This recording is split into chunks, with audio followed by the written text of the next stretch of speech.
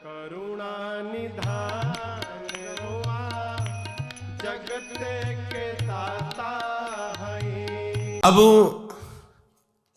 जो इस मार्ग पर, अध्यात्म मार्ग पर, आनंद मार्ग पर चलना चाहते हैं तो उनको एक इंद्रिय के संयम के लिए पांचों इंद्रियों पर संयम करना होगा। ज्ञान इंद्रियों पर एक बात सुधारने के लिए ब्रह्मचर्य का रक्षा तभी वो उपासक कर सकता है जब सर्वतोभाविन ब्रह्मचर्य होगा। एक जनेन्द्रीय के ही ब्रह्मचर्य की पुष्टता का जब आप लक्ष्य कर लोगे तो उसकी पुष्टता के लिए आपको सर्वतोभावेन ब्रह्मचर्य धारण करना पड़ेगा। सर्वतोभावेन नेत्र का ब्रह्मचर्य, जो नेत्र किसी को भी देखकर भोग कामना कर लेते हैं, भोग बुद्धि से देखते हैं वस्तु को, व्यक्ति को, किसी को भी, ये नेत्र से बेविचार हो रहा है। इसीलिए सावधान रहना चाहिए।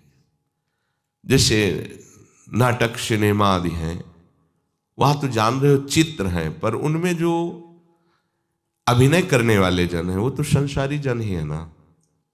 उनका पहनावा, ओढ़ावा, हाव भाव, अंग प्रत्यंग, अगर आप भगवत भाव से युक्त है तो संपूर्ण सृष्टि में कहीं भी दृष्टि जाए अपने प्रभु की भावना होती है। पर वहां तक पहुंचने के लिए आपको ये त्यागना होगा ना। आप किसी का अनुकरण न करें, आप अपनी स्थिति को देखें। अगर आप किसी का अनुकरण करते हैं कि हमने उनको देखा है, वो टीवी देख रहे हैं, तो टीवी में क्या देख रहे हैं, कहाँ स्थिति है, हमें क्या पता। हमको जहां पहुंचना है उसके लिए हमारे लिए बाधक है, हमें नहीं देखना है। अगर आप माना कि कोई नाटक ही देख रहे हैं, कोई ऐसे सीरियल ही देख रहे हैं, पर उसमें अभिनय करने वाले तो संसारी भोगी पुरुष ही है ना। आप कोई त्यागी जितेंद्रीय महात्मा को थोड़ी देख रहे हैं। तो उस देखने में तन्मयता आती है, जिसको हम देखते हैं उस पर हम आसक्त होते हैं, तभी तो उसका सुख दुख अनुभव होता है। देखो कोई ऐसी रोने वाली सीन आए तो रोना आ जाएगा, हंसने वाली आ जाए तो हंसना आ जाएगा, ऐसे तो उसका प्रभाव हम पर पड़ रहा है ना। तो हम किसी के अभिनय करने वाले के अंग प्रत्यंग को देख रहे हैं और वो कामुक होकर कोई काम चेष्टा कर रहा है या कोई ऐसा, वो सारा का सारा मन कवर कर रहा है आपका।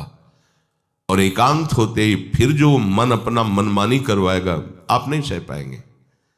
इसलिए नेत्र का ब्रह्मचर्य सबसे पहले शुरू कीजिए। आपको वो चीज नहीं देखनी, वो बात नहीं पढ़नी, वो दृश्य नहीं। श्रीमद् भागवत में वर्णन है, कोई पशु पक्षी भी मैथुन कर रहा हो, अचानक दृष्टि गई तो मानसिक प्रणाम करके दोबारा दृष्टि नहीं जानी चाहिए। इसीलिए लिखा है कि आप एक धनुष भूमि को देखकर, एक धनुष, इसमें किसी की हानि नहीं होगी, आपकी भी हानि नहीं होगी। आप एक धनुष भूमि देख करके ही चलिए। मतलब बहुत लंबी दूरी देखने की जरूरत नहीं है, बहुत दृष्टि उठा करके इधर उधर गर्दन हिलाने की जरूरत नहीं है। और जैसे कि कोई टक्कर मार सकता है, तो देखो जिनको प्रारब्धानुसार टक्कर लगनी होती है ना, वो चाहे जितनी सावधानी से चलो, वो प्रारब्ध आकर के दंड देता है। अन्यथा सीम की चाप सके को तासु बड़ रखवार रमापति जासु। आप जा रहे हो भगवत चिंतन करते हुए तो प्रभु का नाम आपका पहरेदार अंग रक्षक है, कोई बाल भी बांका नहीं कर सकता। आपका प्रारब्ध यदि आया है, प्रभु से पास हो गया है कि आपको ये दंड मिलना चाहिए, फिर मिलेगा। आप निश्चिंत रहिए, निर्भय रहिए। प्रभु का जो विधान है वो मंगल करने वाला है। देखो इतने बड़े महापुरुष पूज्य श्री राधा बाबा, श्री आद्याशक्ति भगवती की प्रसन्नता की आराधना कर रहे हैं, क्योंकि श्री कृष्ण हमारे पति हों, इस सिद्धांत की पुष्टता के लिए। और पैर फिसल जाता है, स्नान करने जाते हैं, खड़ाऊ पहने हुए थे और अंग टूट जाता है, दवा नहीं लेते, बांस की खिपचाल बांधकर पुनः अनुष्ठान में बैठते हैं। बलिहारी ऐसी सामर्थ्य की, ये भागवतिक प्रारब्ध ऐसे महापुरुषों को भी दंड दे देता है। देखो ना, ऐसे महापुरुष जो ऐसी ऊंचाई पर पहुंचे हैं और इतने भागवत भजन में नियम निष्ठ हैं, उनको भी प्रारब्ध दंड दे रहा है शरीर को। तो अपने को इससे निश्चिंत हो जाना है। जो होना है उसे रोक नहीं सकते, जो नहीं होना उसे कोई कर नहीं सकता। अपने आराध्य देव के चिंतन में ज्यादा नेत्रों को इधर उधर दौड़ाने की जरूरत नहीं है। नेत्र का ब्रह्मचर्य, फिर वाणी का ब्रह्मचर्य, बहुत बड़ा प्रभाव पड़ता है इससे। यदि आप जबान से अश्लील बातें, गंदी बातें, कामुक बातें करेंगे तो आप ब्रह्मचर्य रह ही नहीं सकते। अगर आप वाणी से परस्पर शरीर आकर्षण वाली बातें करेंगे, बट उसको देखा तुमने क्या, बस आप गए। चाहे वो स्त्री शरीरधारी साधक हो या पुरुष शरीरधारी, परस्पर आकर्षण संबंधी यदि वाणी खुली आपकी, तो वाणी के व्यभिचार से आपका जनेंद्री का व्यभिचार प्रारंभ हो जाएगा। आप रोक नहीं सकते, नहीं रोक सकते। इसलिए वाणी से भी कोई ऐसी वार्ता ना कीजिए जिससे आपके अंदर काम वेदना बढ़े। श्रवणेंद्री का, कान से गंदी बातें, व्यभिचार की बातें, कामुक बातें सुनना जिससे हमारे हृदय में कामना जग जाए, बिल्कुल नहीं। भले वो किसी को लेकर टीका टिप्पणी की जा रही हो, देखो वो साधक है, उसको हमने देखा वहां ऐसे देख रहा था, वैसे कर रहा था, वो तो आपको समझ में आ रहा है कि किसी साधक की बात कर रहे हैं, वो तुम्हारे नाश के लिए उपाय कर रहे हैं जो आपको ऐसी बात बता रहे हैं। क्यों? क्योंकि आप भी तो साधक हैं। श्रवणेंद्री का व्यभिचार हो रहा है। आराध्य देव के सिवा और कोई बात कान से सुनना उसे व्यभिचार कहते हैं। इसलिए महाप्रभु कहते श्रवण फूटो जो अन सुनो। ऐसा हमारा अगर कान कुछ और सुने तो फूट जाए, नेत्र कुछ और देखें तो ये नेत्र नष्ट हो जाए, वाणी कुछ और बोले तो मुख हो जाए। हमारी श्रवणेंद्री का व्यभिचार नहीं होना चाहिए। धर्म की बात, अपने आराध्य देव की बात, शास्त्र सम्मत बात हम श्रवण करें। अन्यथा अगर कोई ऐसा मित्र है या हमारा साथ में रहने वाला है, कोई किसी भी साधक की को लेकर बात कर रहा है, तो भी हमें कान में उंगली डाले नहीं। हम कोई ईश्वर थोड़ी कि हम किसी को संभाल लेंगे, हम अपने को नहीं संभाल पा रहे। हमारे सामने किसी की बात मत करो, ऐसी करना है तो प्रभु की चर्चा करो, अन्यथा मत करो। तो अगर आप श्रवणेंद्री का ब्रह्मचर्य, वाकेंद्री का ब्रह्मचर्य, नेत्रेंद्री का ब्रह्मचर्य और त्वगेंद्री का ब्रह्मचर्य, अनावश्यक किसी को स्पर्श मत करो। परस्पर विरोधी शरीर को तो भूल कर मत करो। विरोधी शरीर जिससे हमारा पुरुष शरीर है, सामने स्त्री शरीर है, तो किसी भी तरह से सेवा के लिए संकेत करना या किसी भी सेवा के लेन देन में बचाव पक्ष में रहो। यहां रख दीजिए सामान, फिर आप उठा लीजिए। सीधे हाथ में सामान लेना नहीं, सीधे हाथ में सामान देना नहीं, जमीन में रख दीजिए। बहुत पवित्र है तो आप कुर्सी पे जो भी आसन उसका हाथ में लेने का नहीं। परस्पर विरोधी भाव वाले शरीरों का स्पर्श बिल्कुल निषेध है, किसी भी कारण से न किया जाए। मान लीजिएगा ये बहुत मतलब आवश्यक है, यदि आप इसमें चूक कर गए तो धीरे धीरे आप फिसल के वहीं खड़े हो जाएंगे जहां से चढ़ना मुश्किल है। किसी भी साधिका को, किसी भी साधक को परस्पर लेन देन हाथ में नहीं करना चाहिए। मानो हमारी बात, आपको माला देनी, चौकी पे विराजमान करो, हम उठा लेंगे। हमें कोई सामग्री, ये सामान रखिए, आप उठा लीजिएगा। कभी भी कोई भी परस्पर मुस्कुराहट, बातचीत, ऐसे इशारे इशारे यदि दिखाई दें तो आप बचो और उसको बचाओ। साधक है, साधिका है, उससे गलती हो सकती है, आपसे भी गलती हो सकती है। आप सत्संग सुनते हैं, आपको लगा कि इसकी मुस्कुराहट, इसकी कुछ चेष्टा ऐसी दिखाई दे रही है जो हमारे अंदर कामुकता पैदा कर सकती है, उसको भी बचाओ और स्वयं बचो, तो भगवान आप पर प्रसन्न हो जाएंगे। वो देख रहे हैं अंदर की बात। साधक को बहुत सावधान रहने की आवश्यकता। ये इसको खिलवाड़ मत समझो, इसीलिए कह रहे हैं ये अध्यात्म है, ये परमार्थ है। आपको लगेगा नहीं कि क्या हुआ, मैं कहां भ्रष्ट हुआ, ऐसी जगह खड़े हो जाओगे कि जान भी नहीं पाओगे कि मैं कहां चढ़ रहा था, दोबारा उत्साह भी नहीं आ पाएगा। बात अच्छे से समझ लीजिए। तो हमारी त्वगेंद्री का व्यभिचार ना होने पावे। सहसा किसी का इस पर, किसी की भी अगर सेवा करने का सौभाग्य मिले, फिर उसमें ये प्रश्न नहीं उठता। अगर कोई गिर आप पड़ा है, भला ऐसी स्थिति में कि मुझे अत्यंत आवश्यक है उसे उठाना, अगर नहीं उठाते तो वो कष्ट पा रहा, अचानक कोई गिर जाए, फिर हम ये नहीं देखेंगे, फिर ये हम सूत्र नहीं स्वीकार करेंगे कि अब हम तो ब्रह्मचारी हैं, अब हम खड़े खड़े देख नहीं। उसको अत्यंत आवश्यकता है हमारी। अब उस समय हम भूल गए अपने आप को और उसको उठा करके अगर हमें अस्पताल ले जाना, अस्पताल ले जाएंगे, जरूरत है हम उसकी सेवा करेंगे। सावधान। वो भगवत भाव से की हुई सेवा तुम्हारे अंदर आध्यात्मिक शक्ति पैदा करेगी, काम भावना नहीं पैदा करेगी। हमारी माँ बीमार हो और हमें उसे पता चला कि शौच कर दिया है, हमें शौचाना पड़े, हमें उसका मल धोना पड़े, तो क्या हमें काम जागृत हो जाएगा क्या? मेरी मां है, हमारी बुद्धि कभी कभी ऐसी नहीं होगी।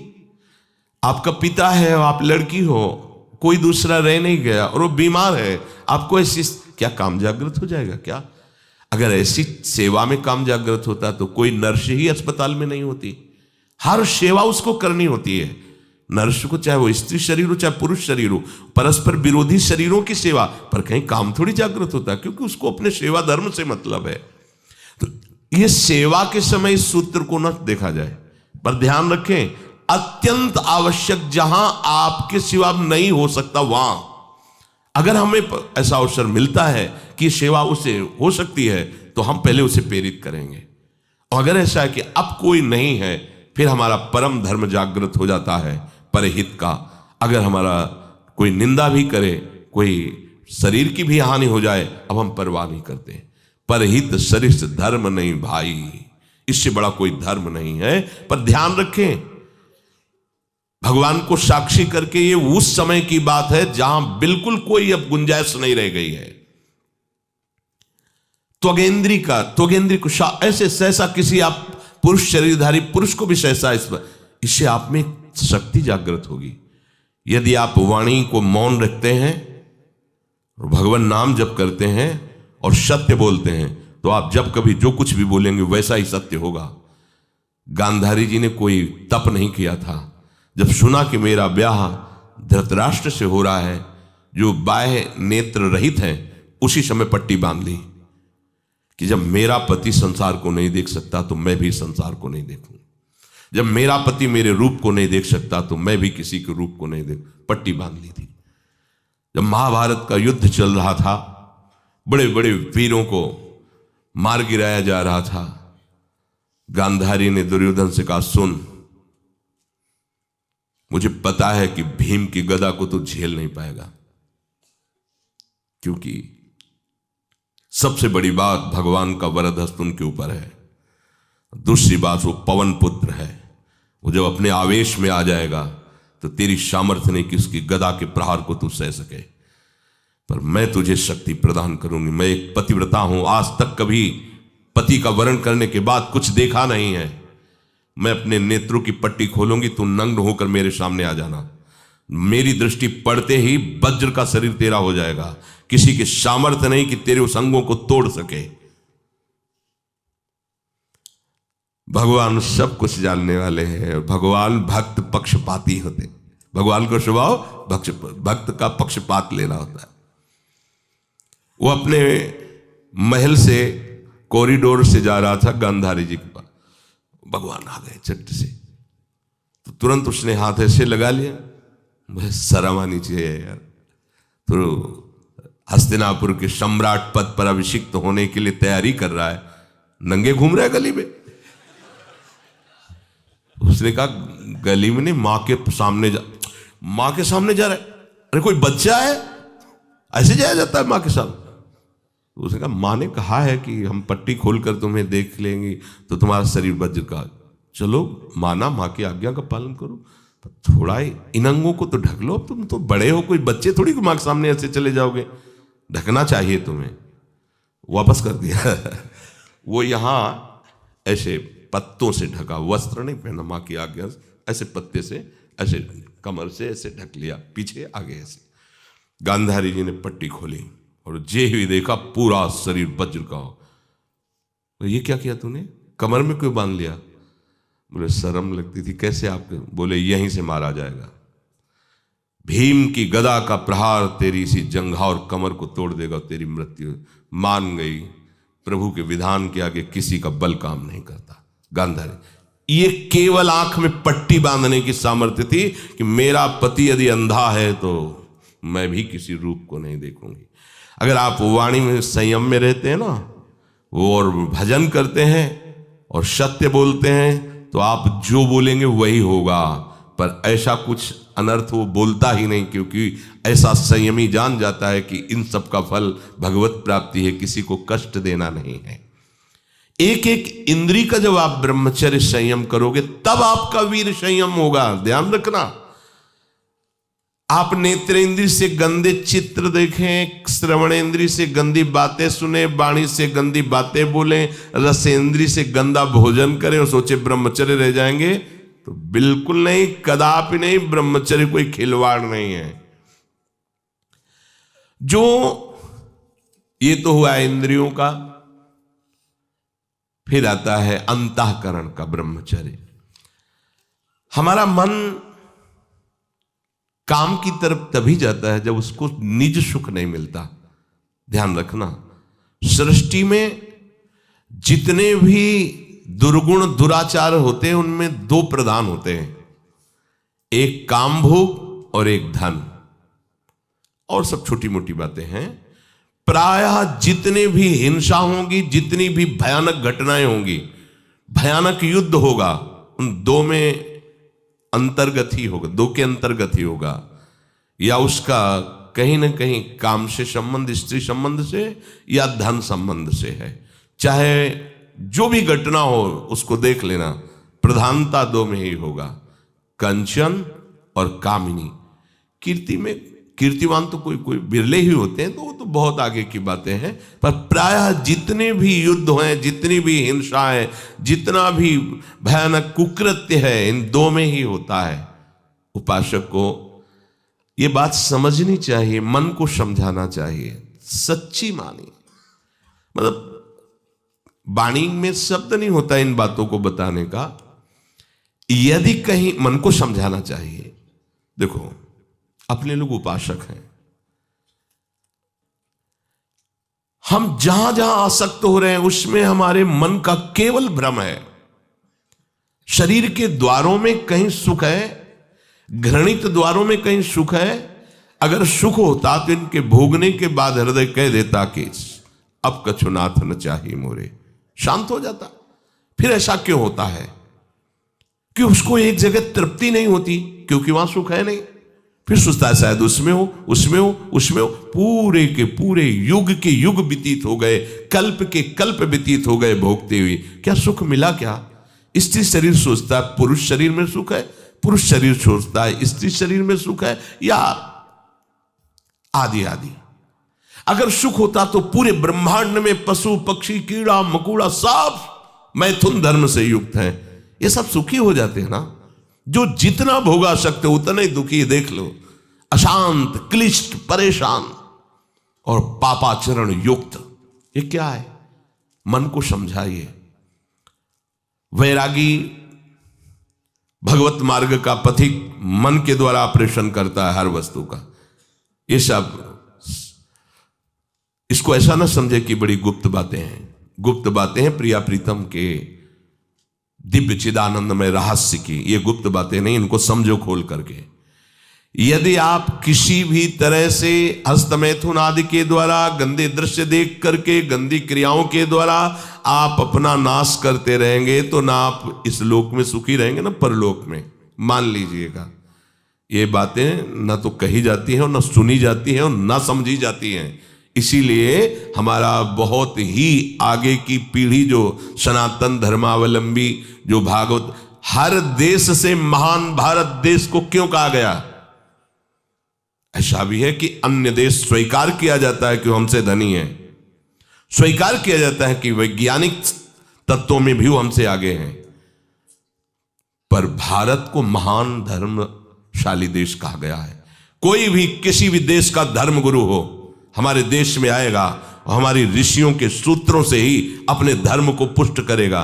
साप का मूल जड़ भारत धर्म का है। कहीं भी हो, कहीं भी देख लो, चाहे जिस देश का नाम लो, कहीं ना कहीं किसी भारत के ब्रह्म ऋषि की छाप लेकर के डोल रहा है। भारत भोग प्रधान देश नहीं है, भारत धर्म प्रधान देश है। यहां धर्म गुरुओं के द्वारा धर्म स्थापना करके चलाया जाता है। यहां आज जो हम समझ रहे हैं कि बाहरी परिपाटी हमारे भारत में आ जाए तो भारत आधुनिक और सर्वश्रेष्ठ देश माना जाएगा, कभी नहीं।